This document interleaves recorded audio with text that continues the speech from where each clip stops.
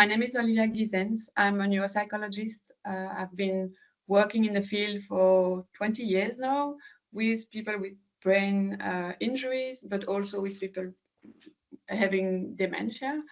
And for the last 10 years, I've been working at the memory clinic in Clinique Universitaire Saint-Luc in Brussels. I'm delighted to have been invited to share with you the needs that express the patient I meet in consultation. I've been asked to talk about my reality, so it won't be a whole overview of all the needs that have been addressed, but I choose 3 of them that I think that are very interesting. The memory clinics offer treatment for patients. The aim is to help people implement strategy in daily life that will enable them to keep doing their daily activities as long as possible. But the memory clinic also offers psychoeducation for the caregiver, assistance for social formalities and home help, and adapting the house if necessary. So it's a really multidisciplinary approach with a neurologist, neuropsychologist, social worker, and an occupational therapist in the team.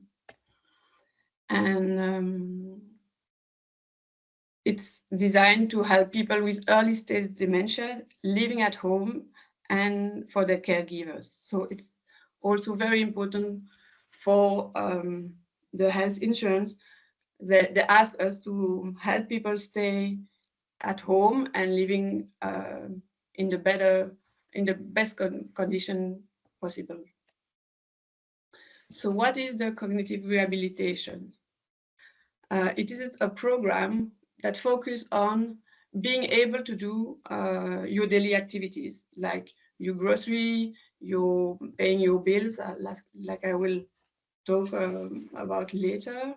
The objectives are tailored to the wishes and needs of the patient and the caregivers. So they can ask whatever they want, what is important for them, what is meaningful, and we'll see how we can achieve them. So it could be the use of a calendar to be able to stay well-oriented, time-oriented. The calendar also help the patient to manage his program. It also reduce frequent question about what is planned for the day or what have we done yesterday or things like that. It could be also the use of the smartphone, because sometimes the disease, even in the early stage, affect the way people can make calls, use their WhatsApp, emails, make phone calls. It could also be relearning specific information. For example, last week I had a patient with an early stage Alzheimer's disease. He stays quite independent, but he doesn't really remember who are his grandchildren. So when he sees them, he doesn't really know which is the son of which of his own sons or daughters. So we discussed that was an important thing for him, that being able to know when one of his grandchildren comes at home, to remember which one is it. And so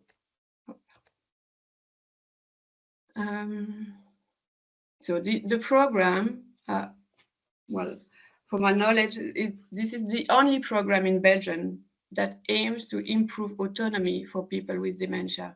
There are other type of intervention, but the memory clinic is the only one that offers so many services at the same place. It's also important to know that for the memory clinic, it's not only about living with the disease. So it's not only having information about what is the disease and how to behave with the patient, but it's also what we can do at the early stage that will maintain over time.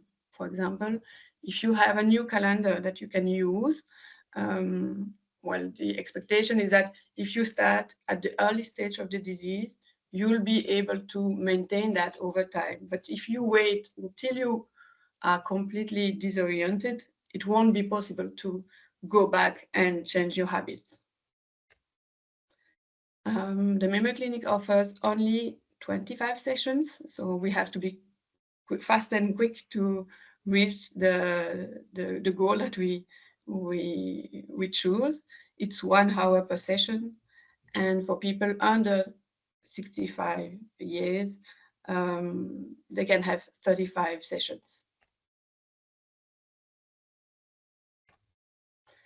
In Saint-Luc, so there are 12 memory clinics working like that in Belgium, and I'm going to talk to you about how we do it in Saint-Luc. So we accept all kind of patients, all ages, from, I think the youngest was 40 years old, and I don't know, the oldest one. All etiology, all pathology are accepted. It's not only Alzheimer's disease, even though the research often focus only on Alzheimer's disease. We accept people living alone or people having a caregiver who live with them, which is a challenge because when you have to take care of people who forget, who are not completely reliable, it's a real challenge for us to help them in daily life. But that's also real life. Like, no, not everyone has a partner or kids that are often available. And we accept people with anosognosia. I don't know if you're all familiar with that, but anosognosia is the fact that people doesn't feel sick. They don't realize that they have difficulties. So often they don't really see the interest of changing the way they do things because they're not sick, according to them. So we have several techniques. We can use facilitation to help them keep doing the activities. We can relearn specific information or skills, like I said, for the patient who wanted to relearn what are the name of his grandchildren and who are there in the family, what's the position, and so on. We can use external aids like AirTag. Maybe you use it as well for yourself. Structuring in environment can also help, and we provide also preventive intervention and help people to directly adapt their way of life to be able to live as long as possible in the better condition. That's when I prepared my presentation, that was something that came to mind. It's everything can be asked, but not everything can be accomplished. So I'm always happy to hear anything that is important for my patient, but I'm not always sure that I can achieve all the goals that they set.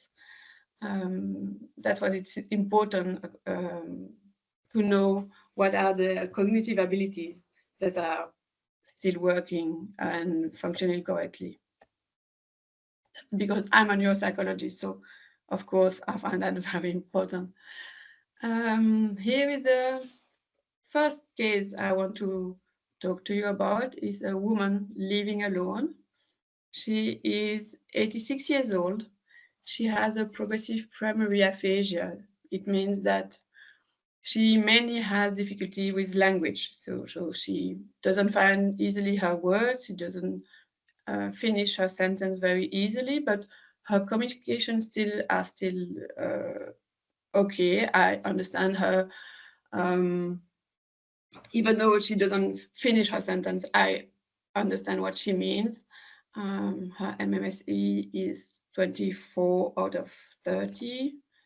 She doesn't have only language difficulties. She has also memory problems and attention problem. For instance, I know that sometimes she goes visit a friend, and now I know that the friend has to go on the way to find her, to help her to find the way to the house, because she get lost in the when she go visit her. But she still drives her car. She do groceries. She swim 5 times a week. At 86 years old, is not bad at all, I think. So she is very independent. But what is the goal that she asked me to reach is she has difficulty paying her bills with the computer. So she was able to do it, but it's become difficult. Why is that important? It is because she doesn't own a flat. The flat is shared between her brothers and sisters and herself. And the speech therapist would like, she reached out to me and wanted to put this lady under personal and property administration. So the question was, is she able to stay at home and learn to pay her bill? Because the patient herself, she said that she was afraid that if her brother and sister learn that she has a disease, they would put her in a home care facility. And even if a lawyer take care of his financial, I'm not sure that the lawyer would let her live in her apartment. Olivia, I'm really sorry for interrupting you, but we are Yes. already beyond the time. So if you can wrap it up Okay. quickly, thank you. Okay. So here is what I want to show you. Here is the layout when you have to pay the bill on your computer. Here is on the tablet. If you see here, you have 5 steps with 2 devices to use. Here you have only 3. This is much more easy on the tablet than on the computer. But she has the habit of using the computer, so it's much more difficult to use to learn a new tool. That was one of my challenge. So this leads me to my first statement is using digital tools is a challenge when getting older and even more when experiencing cognitive disabilities. Second patient, be very quick. He has frontal temporal dementia with a lot of impact on his behavior. But he drives his car, he cooks, he's volunteer in a non-profit organization. He successfully managed to invest an investment portfolio, but I will say that he broke his wrist because he fell in the stairs because he didn't turn on the light. He can enter ladies' restroom and doesn't realize that it's a problem. He got well, maybe I'll go pass some of it. He lost 2,500 euro due to scams because someone called him saying he won something and he thought it was real. He doesn't feel sick. He only complains that his wife watches over him too much and that they argue. And his wife is fear for his safety when alone because he can burn things. She's afraid that something dangerous could happen, and she'd like him to have a calendar so that she doesn't have to watch over him so much.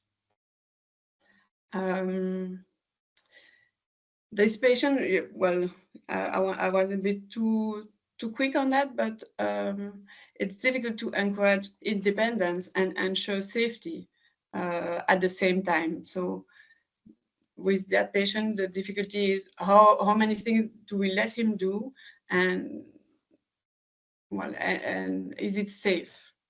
that leads us to a similar situation. We often ask ourselves, how long do we let them drive the car? How long can people with gastro continue to live at home safely if they are alone? How long do we let people with memory problem manage their medication? And my third case was social isolation. Cognitive disabilities always lead to social isolation because people forget to go to the activities, doesn't have the initiative, or they lose their ability to drive, but they need contact. Remember, during COVID, for the kind of containment, was it a good or a bad experience for you? I suppose it was not only a good experience. It's the same for the patient, and the patients need activities, and the caregiver needs a moment to rest. So my third statement was that social isolation is always a concern when facing cognitive disabilities. So this was my conclusion. It's possible to improve everyday abilities. My patient, she can pay her bills now, and she's still living at home. It has been 2 years that I'm following her. Cognitive rehabilitation is effective and has shown interesting results in many areas of life. And cognitive disorder can have a subtle effect on everyday functioning. So sometimes you can be the second patient with the frontotemporal dementia. He went alone on the consultation in another hospital, and the conclusion was that he was not sick. He has no disorder. But then we met him in a second time with his wife, and we understood that something was wrong.